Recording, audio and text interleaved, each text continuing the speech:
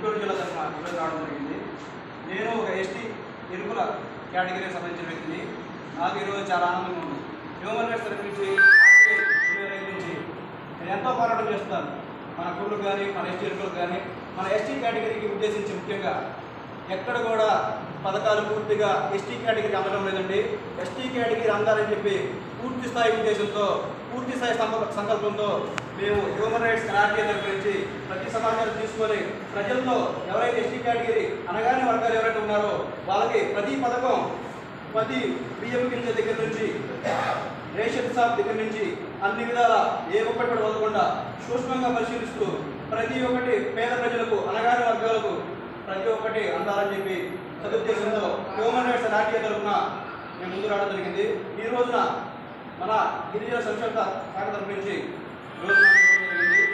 దాని తరఫున డాక్టర్ శ్రీ కొండారెడ్డి నారాయణరావు గారు చాలా ముఖ్యంగా వారి వల్ల ఇది సాధ్యమైంది.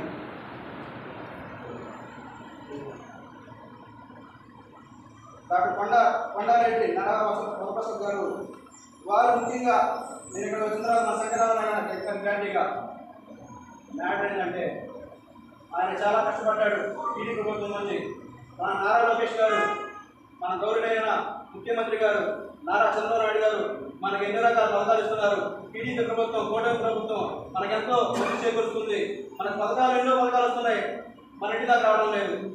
ఎన్నో రకాల లబ్ధిదారులు ఉన్నారు, లబ్ధిదారులు పూర్తిగా లబ్ధి చేకూరడం లేదు.